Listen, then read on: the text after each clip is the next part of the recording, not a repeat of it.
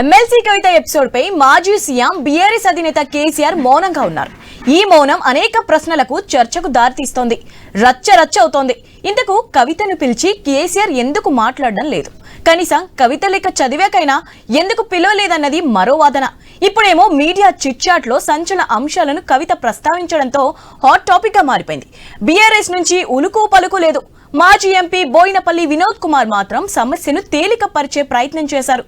ఇంతకీ కవితకు కావాల్సిందేంటో KCR గ్రహించారా? Erravalli farm house లో సమస్యకు చికిత్స ఉందా లేదా?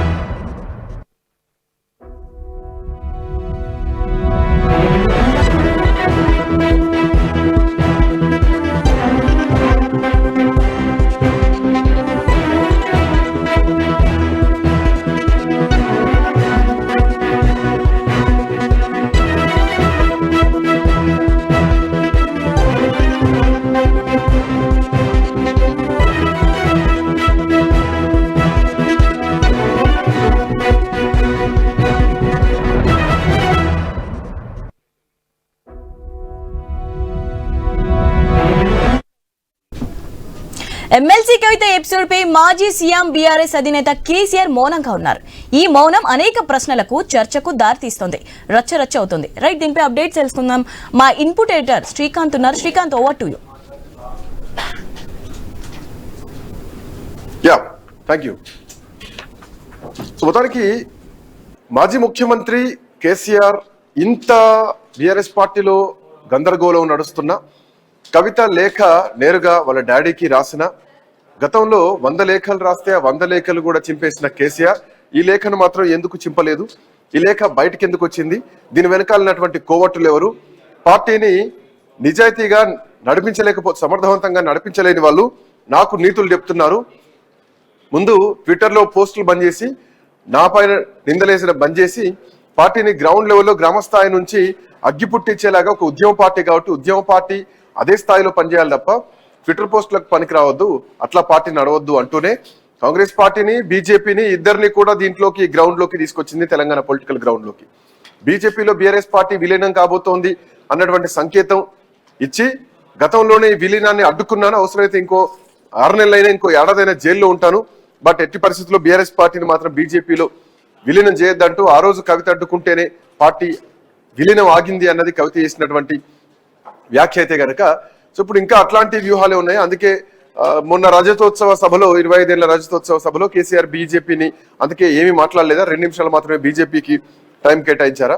కాంగ్రెస్ పార్టీలోకి కవిత వెళ్తున్నారు, 4-5 ఎమ్మెల్యేలతో వెళ్తే మంత్రి పదవి కూడా ఇస్తారని వార్తలు చాలా దావానంగా వ్యాపించాయి. సో కాంగ్రెస్ పార్టీ మునిగిపోయే నావా, దాంట్లోకి నేను ఎందుకు వెళ్తా అంటూనే బీఆర్ఎస్ పార్టీలో మా నాయకుడు కేసీఆర్ ఆధ్వర్యంలోనే, ఆయన నాయకత్వంలోనే పనిచేస్తాను, వర్కింగ్ ప్రెసిడెంట్ కు నేను కేవలం మర్యాద ఇస్తాను అంతే, ఇంకెవరి సారథ్యంలో పనిచేయనంటూ, కేటీఆర్ ఆధ్వర్యంలో కాదు కేసీఆర్ తోనే పనిచేస్తానంటూ కొత్త పార్టీ పెట్టను, ఖచ్చితంగా బీఆర్ఎస్ పార్టీలోనే ఉంటాను, నన్ను ఎవరు పార్టీలోంచి పంపించే ధైర్యం ఎవరికి ఉందని చెప్పేసి, అసలే మొండిదాన్ని, కేసీఆర్ కంటే మొండిదాన్ని, కేసీఆర్ బిడ్డని నేనంటూ అంటే ఆ ధైర్యం కానీ ఆ మనసులోంచి వచ్చినటువంటి ఆవేదన లేదంటే ఫ్రస్ట్రేషన్, అసలు ఏం జరిగింది పార్టీలో? కవితను పక్కన పెట్టేటువంటి పరిస్థితులు ఎందుకు వచ్చాయి? అండ్ ఇప్పుడు పార్టీలో ఉన్నటువంటి విభేదాలు తిరిగి బయటకు వస్తున్నటువంటి పరిస్థితి కనిపిస్తోంది. సో ఓవరాల్ గా ఒక్కసారి మా కరెస్పాండెంట్ స్వామి మనతో పాటు అందుబాటులో ఉన్నారు. స్వామి, ఇంత ఎపిసోడ్ జరుగుతోంది, కవిత నిన్న చేసినటువంటి చిట్ చాట్ రాజకీయంగా ఒక పెద్ద ప్రకంపనలు, దట్టు ఇంత బీఆర్ఎస్ పార్టీ చాలా పెద్ద ప్రకంపనలు అయితే సృష్టించింది మనకు తెలుసు. దీని తర్వాత కూడా ఎందుకు కేసీఆర్ మౌనంగా ఉన్నారు? ఈ మౌనం వెనకాల వ్యూహాన్ని ఎట్లా చూడొచ్చు?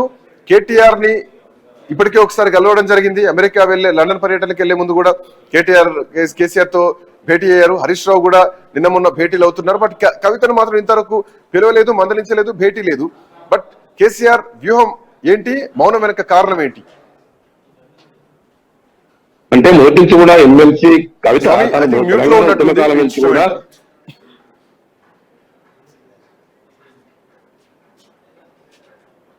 Srikanth yeah please. కవిత మొదటి నుంచి కూడా బీఆర్ఎస్ పార్టీలో ఉద్యమకాలం నుంచి కూడా అత్యంత యాక్టివ్ గా ఉన్నది. ఒకవైపు కేసీఆర్ తెలంగాణ ఉద్యమం నడుస్తున్న కాలంలోనే ఆమె 2006 తర్వాత నుంచి కూడా ఆమె తెలంగాణ జాగృతి పేరుతో పెద్ద ఎత్తున కూడా సొంత కార్యక్రమం నిర్వహిస్తూ తెలంగాణ ఉద్యమానికి బాసటగా నిలిచింది. తాను పార్టీకి సమాంతరంగా పనిచేశాను. ఒకవైపు కేసీఆర్ నేడులో పనిచేసిన వారంతా కూడా వారు సొంతగా ఏం చేయలేదు. కానీ తనకు ఇంత పనిచేసినప్పుడు కూడా తనకు ప్రభుత్వంలో పెద్ద భాగస్వామ్యం లభించలేదు. 2014 ఎంపీగా గెలిచిన తర్వాత ఢిల్లీకి పంపించారు. ఆ తర్వాత 2018లో నన్ను ఎలక్షన్స్ లో కుట్రపూరితంగా నిజామాబాద్ లో ఓడించారనేది కూడా ఎమ్మెల్సీ కవిత ఆవేదనగా ఉంది. ఒకవైపు రాష్ట్ర ప్రభుత్వంలో కేటీఆర్ కావచ్చు, హరీష్ రావు కావచ్చు, మిగతా వారి కుటుంబ సభ్యులు అనేక మంది కూడా వివిధ రకాల పదవులు అనుభవించారు. తన ప్రభుత్వంలో భాగస్వామ్యం కాలేకపోయాను. తనకు చేసినటువంటి సేవల్ని ఒకవైపు పార్టీ గుర్తించలేదు. ఇప్పటికీ నన్ను ఇంకా ఆడపిల్లగానే చూస్తున్నారు తప్ప నన్ను పార్టీలో పెద్దగా ఒక రకమైనటువంటి గుర్తింపు ఆమెకు రాలేదనేది కూడా ఆమె వర్గీయులు కావచ్చు, ఆమె నుంచి బయటకు వస్తున్నటువంటి సమాచారం కూడా ఇదే విధంగా ఉంది. కానీ ఆమె ఎప్పుడు కూడా ఖాళీగా ఉండే రకం కాదు. కవిత ఎప్పుడు కూడా ఏదో ఒక కార్యక్రమాలు చేపట్టి నిత్యం ప్రజా కార్యక్రమాలు బిజీగా ఉంటూ ఉంటారు. 2018 లోక్సభ ఎలక్షన్ లో ఓడిపోయిన తర్వాత నిజామాబాద్ జిల్లాలో తనపైన కుట్ర చేశారు. అక్కడ ఉన్నటువంటి నేతలందరూ కూడా కావాలని చెప్పేసి కుట్రపూరితంగా తనను ఓడించారనేది కూడా ఆమె ఆవేదన చెందారు. ఆ తర్వాత కేసీఆర్ ఆ విషయాన్ని పసిగట్టి ఆమెకు సంబంధించిన విషయంలో కొంత సర్దుబాటు చర్యలు తీసుకుని ఆమెకు ఎమ్మెల్సీ పదవి కట్టబెట్టారు. ఆ తర్వాత నిజామాబాద్ జిల్లాకు సంబంధించిన రాజకీయాలు ఆమె మరింత దూకుడుగా వివరిస్తున్నారు. ఒకవైపు ఇంత జరుగుతున్న నేపథ్యంలో 2023 ఎలక్షన్ సమయంలో ఆమెపై లిక్కర్ కేసులు రావడం, ఆమె జైలు వెళ్ళడం, ఆ తర్వాత పరిణామాలన్నీ కూడా ఆమెకు నెగిటివ్ గా జరిగాయని తనను కాపాడడంలో కేసీఆర్ కొంత అవసరం వహించారనేది కూడా కవిత పోటీ చెప్తున్నటువంటి విషయం.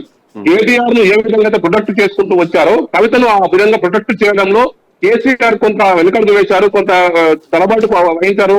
జాతీయ స్థాయి రాజకీయాలు దృష్టిలో ఉంచుకొని కేసీఆర్ మీద ఉన్న కోపంతో కవితను బీజేపీ టార్గెట్ చేసి దెబ్బ కొట్టిందనేది కూడా కవిత వర్గీయులు కవితకు సంబంధించిన అనుయాయులు చెప్తున్నటువంటి విషయం. కవిత కూడా ఇదే విషయాన్ని కూడా వారి వైపు ప్రైవేట్ సమాచారాలు కూడా ఇదే విషయాన్ని కూడా ఆమె చెప్తున్నట్టుగా తెలుస్తుంది.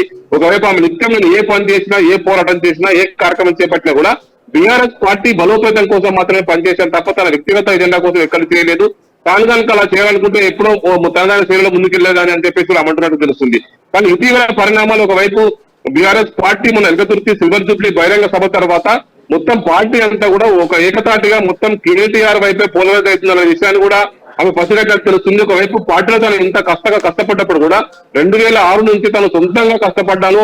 కేటీఆర్ తో పాటు మిగతా నాయకులంతా కూడా కేసీఆర్ చిత్రఛాయలో మాత్రమే వాళ్ళంతా కూడా కష్టపడ్డారు తప్ప వాళ్ళు సొంతంగా చేసింది ఏమిటి, తాను సొంతంగా ఇంత కష్టపడ్డప్పుడు కూడా తనకు ఎందుకు గుర్తింపు రాదు అనేది కూడా ఆమె చేస్తున్నటువంటి ప్రధాన వాదన.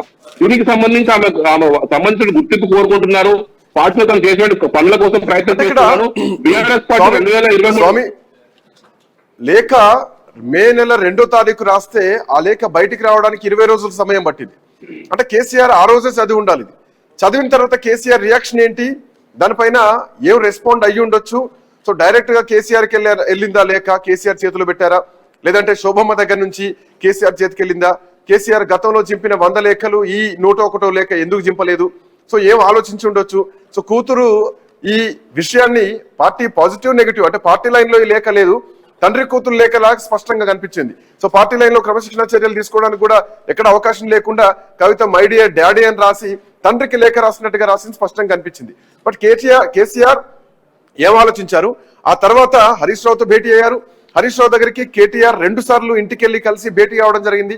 ఈ లేఖ తర్వాత జరిగినటువంటి పరిణామాలు ఇవన్నీ కూడా, ఈ లేఖ తర్వాతనే సామాజిక తెలంగాణ అంటూ కవిత చాలా స్పీడ్ పెంచారు. జాగృతి కమిటీలు వేయడం కానీ, సింగరేణి జాగృతి కమిటీతో మాట్లాడడం, భేటీ కావడం కానీ, సో లేఖ తర్వాత చాలా పరిణామాలు జరిగాయి.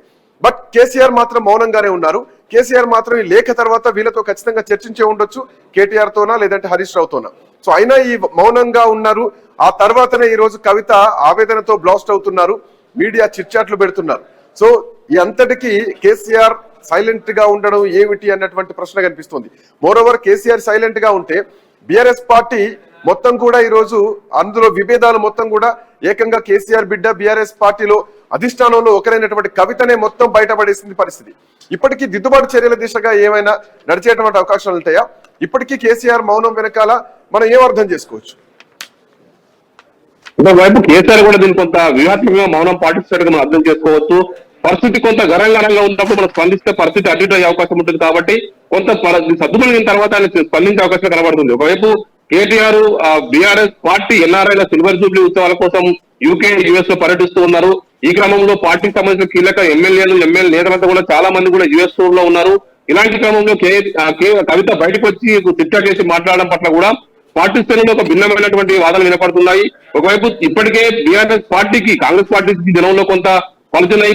బీఆర్ఎస్ పార్టీకి జనంలో పాజిటివ్ గా కొంత ప్రచారం మొదలవుతున్నటువంటి ప్రస్తుత తరుణంలో ఒక్కసారిగా కవితలా మాట్లాడేసరికి పార్టీకి వచ్చినటువంటి మైలేజ్ కూడా పోతుంది అనేది కూడా కొంత ఆవేదన అయితే పార్టీ కార్యకర్తలు వ్యక్తమవుతుంది. దీని మీద వెంటనే కేసీఆర్ స్పందించి ఏదో ఒక దిద్దుబాటు చర్యలు తీసుకొని దీనికి సంబంధించిన సమస్యకు ఫుల్ స్టాప్ పెడితేనే సమస్య పరిష్కారం అవుతుంది అనేది కూడా ఒక చర్చ అవుతుంది.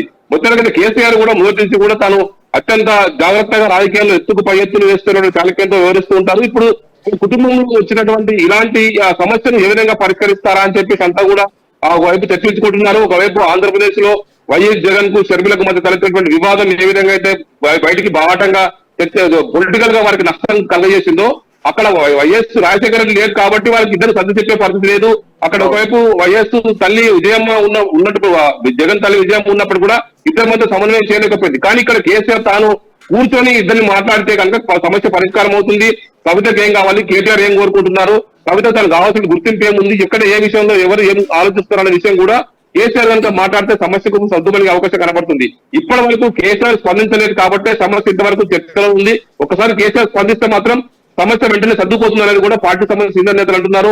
నిన్న పార్టీకి సంబంధించిన సీనియర్ నాయకులు మాజీ ఎంపీ బోయినపల్లి వినయ్ కుమార్ కూడా మాట్లాడారు. ఈ సమస్య కుటుంబ సమస్య దేశంలో అనేక ప్రాంతీయ పార్టీల్లో అనేక ప్రభుత్వ ఉన్న కుటుంబ పార్టీలు కామన్ గా వచ్చేటువంటి ఇష్యూనే మన గతంలో కరుణానిధి కుటుంబాన్ని చూసాము. ఒకవైపు అలగిరి కావచ్చు, మరొక కుటుంబంలో అంతా కృతజ్ఞతగా పనిచేశారు. ఈ సమస్య కూడా సర్దుమవుతుందని కూడా ఒకవైపు వినయ్ కుమార్ విషయాన్ని చెప్పకని ఒకవైపు ఆయన స్పష్టం చేశారు.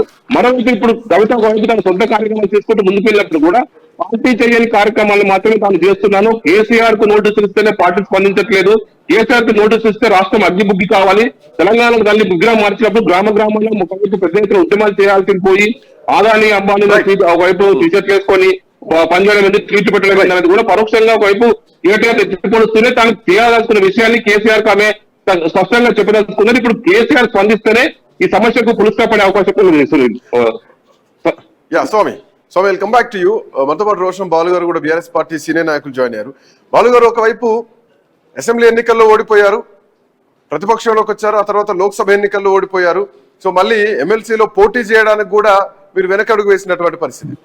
సో ఇట్లాంటి పరిస్థితుల్లో ఒకవైపు కేటీఆర్ కు ఈ కార్ రేసింగ్ సంబంధించినటువంటి నోటీసులు ఉన్నాయి, అటు ఏకంగా కేసీఆర్ కే కాళేశ్వరం ప్రాజెక్టులో జరిగినటువంటి అవకతవకల మీద నోటీసులు ఉన్నాయి, హరీష్ రావుకు నోటీసులు ఉన్నాయి, Etela Rajender sir of course మీ పార్టీలో ప్రస్తుతం లేకపోయినా కానీ ఆ రోజు మీ పార్టీలోనే ఆర్థిక మంత్రిగా ఉన్నారు కాబట్టి సార్ ఆయన ప్రస్తుతం అనుకున్నా కానీ ఇట్లాంటి కష్టకాలంలో కవిత తిరుగుబాటు ఎజెండా ఇప్పుడు ఎట్లా చూడాలి, కవిత ఎజెండా ఏంటి, ఎందుకు తిరుగుబాటు జెండా ఎగరేయాల్సి వచ్చింది?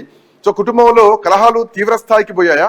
2వ తారీఖు రాసినటువంటి లేఖ 22, 23 తారీఖు నాడు బయటకు వస్తుందంటే సో ఏం జరిగింది పరిణామాలు? ఈలోపే భేటీలు కూడా అయ్యాయి, కేటీఆర్ తో భేటీలు అయ్యాయి, హరీష్ రావుతో భేటీలు అయ్యాయి, అయినా సర్దుమణిగేటువంటి పరిస్థితి లేదా? కవితను పూర్తిగా పక్కన పెట్టేసేటువంటి కుట్ర జరుగుతోందా? కవిత మాటల్లో తండ్రిని బిడ్డను వేరు చేయాలన్నటువంటి కుట్ర చేస్తున్నది ఎవరు?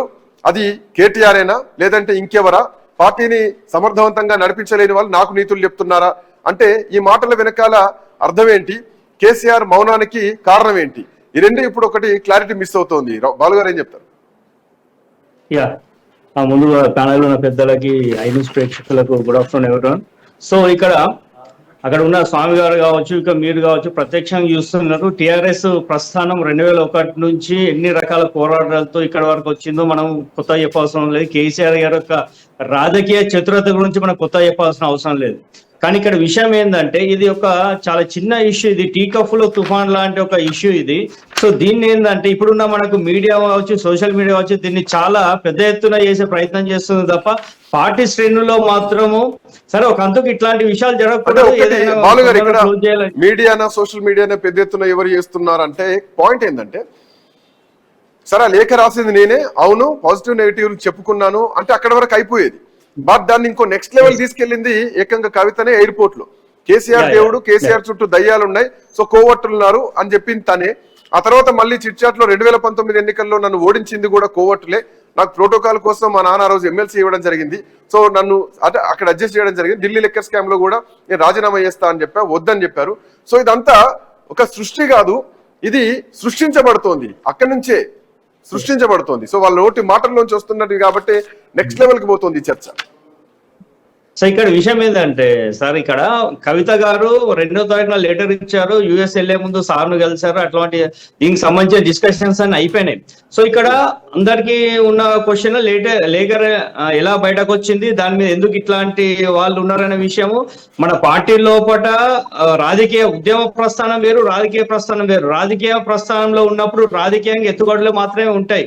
ప్రతి ఒక్క పార్టీ లోపల రాజకీయ ఎత్తుగడలే ఉంటాయి. ఉద్యమంలో ఉన్నంత ఆ వైబ్రేషన్ పొలిటికల్ పార్టీస్ లో దాని యొక్క ఈక్వేషన్ చేంజ్ అవుతుంటది. ఇక్కడ విషయం ఏంటంటే, సో కవిత గారు ఆ సందర్భం లోపల కొద్దిగా లౌక్యంగా ప్రదర్శించాల్సింది, లౌక్యంగా ప్రదర్శించి ఇంటర్నల్ డిస్కస్ చేస్తే బాగుండేది. కాకపోతే తాను అక్కడ ఎయిర్పోర్ట్ వచ్చిన ఎమోషన్స్ లో లేక నేనే రాసిన ఎవరు కేసీఆర్ చుట్టూ దయ్యాలు ఉన్నాయన్న మాట చాలా ఎమోషన్ గా మాట్లాడారు. సో విషయం ఏంటంటే, మనము మొన్న ఓడిపోయిన సందర్భంలో చాలా మంది మాలాంటి ఉద్యమ కార్యకర్తలు కూడా చాలా సందర్భాల్లో బాధపడే సందర్భం ఉన్నది. ఎందుకంటే కొన్ని జనరేషన్ల జీవితాలు త్యాగం చేసిన పార్టీ ఇట్లాంటి కొన్ని శక్తుల మూలంగా ఓడిపోయిన బాధ మాకు కూడా ఉన్నది. సో దాని నుంచి బయటపడి కిక్ బ్యాక్ లాగా మళ్ళీ కేసీఆర్ గారు మరియు కేటీఆర్ గారు వర్కింగ్ ప్రెసిడెంట్ గా చాలా అద్భుతమైన పాత్ర పోషిస్తూ ఒక 15 నెలల్లోనే మన కాంగ్రెస్ యొక్క వైఫల్యాన్ని ఎత్తుగడలు ప్రజల్లోకి తీసుకెళ్లి స్పష్టంగా చూపించి ఈ రాష్ట్రానికి కేసీఆర్ శ్రీరామ రక్షణ దిశగా మనం వెళ్తున్న సందర్భం. ఈ సందర్భం లోపల ఇది అన్సిగ్గుగా జరుగుతున్న ఇష్యూస్ ఇది. సో ఇక్కడ విషయం ఏంటంటే, ఇక్కడ స్వామి గారు చెప్పినట్టు సిల్వర్ జూబ్లీ ఒక ప్రాంతీయ పార్టీ సిల్వర్ జూబ్లీ స్థాయిలో పోవడం అనేది అనుకున్నంత ఆషామాషి కాదు, అనుకున్నది ఈజీ కాదు. ఇది ఒక హిస్టారికల్ మూమెంట్. సో ఈ హిస్టారికల్ మూమెంట్ యావత్ ప్రపంచ వ్యాప్తంగా సెలబ్రేషన్ జరుగుతున్న తరుణం లోపల సో ఇప్పుడు దీని మీద పూర్తిగా స్పందించడానికి కూడా ఇక్కడ చాలా మంది పెద్దలు లేరు. ఎందుకంటే అక్కడ చాలా మంది యూకే వెళ్ళారు, యుఎస్ వెళ్ళారు, చాలా సెలబ్రేషన్స్ అవుతున్నాయి, ఇక్కడ కూడా రకరకాలుగా ఆ సెలబ్రేషన్స్ అవుతున్నాయి. కాబట్టి దీంట్లో భాగంగానే కవిత గారు కొద్దిగా అసహనానికి లోనయ్యారు. సరే, ఇప్పుడు మన పార్టీ లోపల కేసీఆర్ గారు తర్వాత కేటీఆర్ గారు కావచ్చు, హరీష్ రావు గారు కావచ్చు, కవిత గారు కావచ్చు, సంతోష్ రావు గారు కావచ్చు, వీళ్ళు కేసీఆర్ గారు ఇచ్చిన పాత్రని ఎవరి స్థానంలో వారు, ఎవరి స్థాయిలో వారు చాలా సమర్థవంతంగా కవితకు ఆ పాత్ర ఇవ్వడం లేదు, కవితను పక్కన పెడుతున్నారు. పార్టీలో తన అస్తిత్వం మీద ఒక దెబ్బ పడుతోంది. సో ప్రియారిటీ తగ్గుతోంది పార్టీలో. అందుకే కవిత ఈ రోజు రెబల్ గా మారాల్సినటువంటి పరిస్థితి వచ్చిందా? సో పార్టీలో తనకున్నటువంటి ప్రత్యేకత పక్కన పెట్టడం లేదా? లేదు, అయితే ఉద్యమకారుడుగా కేసీఆర్ గారిని ఇన్ని సంవత్సరం దగ్గర చూసిన వ్యక్తిగా ఆ మాత్రం మేము ఆ మాటను కవిత గారు అంటే మేము ఒప్పుకోము. ప్రాయం చెప్తాను, ఎందుకంటే అందరు సమకాలీకులుగా ఉన్నాం. సో కవిత గారి ఉద్యమ ప్రస్థానం వేరు, రాజకీయ ప్రస్థానం 2014 నుంచి మన ఎంపీగా పోటీ చేశారు. పోటీ చేసిన తర్వాత సెకండ్ టైం ఓడిపోయిన తర్వాత కూడా ఆమె యొక్క స్థాయిని గుర్తించి, ఆమె యొక్క జాగృతి చేసిన కార్యక్రమాన్ని గుర్తించే కేసీఆర్ గారు సో ఈమె ప్రజల్లో ఉండాలి, దాని ద్వారా పార్టీకి లాభం అనే ఉద్దేశంతోనే కదా ఎమ్మెల్సీ చేశారు.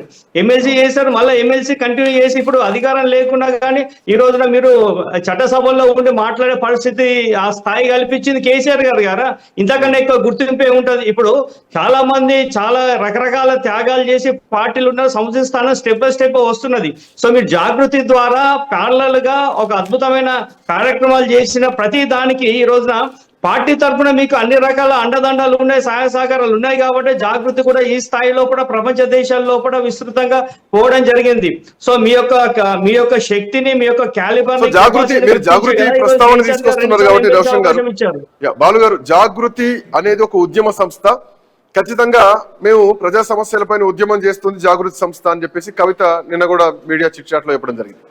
తో పాటు బనకచెర్లకు సంబంధించి ఆంధ్రప్రదేశ్ కు నీళ్లు తరలించకపోతుంటే ప్రగతి భవన్ లో రేవంత్ రెడ్డి అటు చంద్రబాబు నాయుడు ఇద్దరు 2 రాష్ట్రాల ముఖ్యమంత్రులు ఆ రోజే దానికి సంబంధించి చర్చలు జరిపితే దానిపైన ఉద్యమం చేయట్లేదు. కేసీఆర్ కు నోటీసులు ఇస్తే గ్రామ స్థాయి నుంచి అగ్గి పుట్టించాలి, దానిపైన చేయట్లేదు. సో ఇక్కడ నుంచి బీఆర్ఎస్ పార్టీ కేవలం ట్విట్టర్లకే పరిమితం అవుతోంది, పరిపాలనా విధానంలో ప్రతిపక్షంగా పనిచేయడం లేదు. సో ఈ అంశాలపైన ఇక్కడ నుంచి జాగృతి రెస్పాండ్ కాబోతోందా? జాగృతి నెక్స్ట్ బీఆర్ఎస్ పార్టీకి షాడోగానా, లేదంటే బీఆర్ఎస్ పార్టీ నుంచి బయటకు వచ్చి ఈ ప్రజా సమస్యలపైన, ఈ కీలకమైనటువంటి అంశాలు కవిత లేవనెత్తిన వాటిపైన జాగృతి కొట్లాడబోతుంది అనుకోవాలా? సో ఇందులో ఒక జాగృతి యొక్క పాత్ర ఎంత ఉందో దానికన్నా ఎక్కువ స్థాయిలో బీఆర్ఎస్ పాత్ర ఉంది, దాంట్లో ఎటువంటి సందేహం లేదు.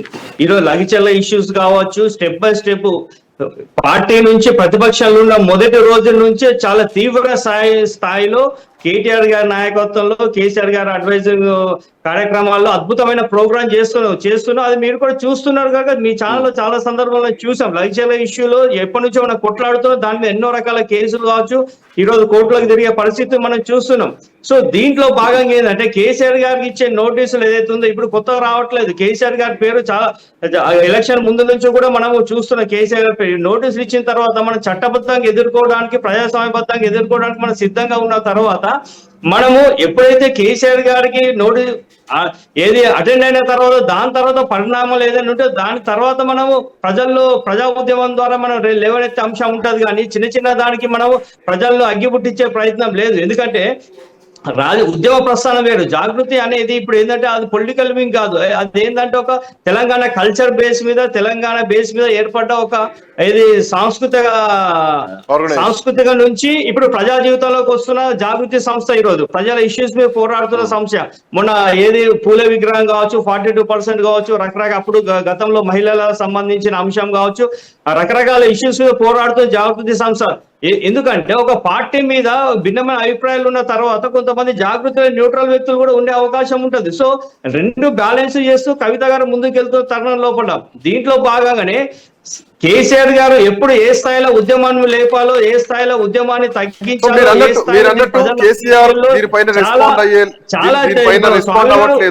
కొంతమంది మంత్రులు, ఎమ్మెల్యేలు కేటీఆర్ విదేశీ పర్యటనలో ఉన్నారు. ఎమ్మెల్యేలు. సో వీళ్ళంతా వచ్చిన తర్వాత కేసీఆర్ రెస్పాండ్ అవుతారా? అసలు సుప్రీం బాస్ ఇక్కడే ఉన్నారు. సో ఆయన చేతిలోనే ఉంది బీఆర్ఎస్ పార్టీ ఆధిపత్యం మొత్తం కూడా. అట్లాంటి బాస్ వాళ్ళంతా వచ్చేంత వరకు వెయిట్ చేయాల్సినటువంటి అవసరం ఉంది. అండ్ వాళ్ళు వచ్చేలోపు ఇంకా ఎన్ని లీకులు రావాలి, ఎన్ని చిట్లాట్లు జరగాలి, ఇంకా ఎట్లాంటి ఒక గందరగోళమైనటువంటి పరిస్థితుల్లోకి బీఆర్ఎస్ పార్టీకి వెళ్ళాలి. ఇలా గందరగోళం ఏం లేదు సార్, చాలా క్లియర్ గా ఉన్నాడు కేసీఆర్ గారు, చాలా క్లియర్ గా ఉంటారు. సార్ యొక్క మౌనం చాలా వ్యూహాత్మకంగా ఉంటది, రాజకీయ ఎత్తుగడల్లో భాగంగా ఉంటది, పార్టీ యొక్క సుస్థిరత్వంలో భాగంగానే సార్ యొక్క మౌనం మన వ్యూహాత్మకంగా ఉంటది. మన ఉద్యమంలో చూసాము. ఇప్పుడు ప్రభుత్వము కాంగ్రెస్ ప్రభుత్వం కేసీఆర్ కి ఎన్ని విమర్శలు చేసినా ఎప్పుడు కూడా స్పందించలేదు. ఎన్ని రకాల టార్గెట్ చేసినా ఎప్పుడు కూడా స్పందించలేదు. ఏ టైంలో స్పందించాలో, ఏ టైంలో మాట్లాడాలో, దేనికి ఎప్పుడు ఇష్యూ సమాధానం చెప్పాలో సార్కు తెలిసినదే. ఈ దేశ రాజకీయ చరిత్రలో ఎవరికి తెలియదనే చాలా ప్రతి ఒక్క టీఆర్ఎస్ కార్యకర్తలకు తెలిసిన విషయమే.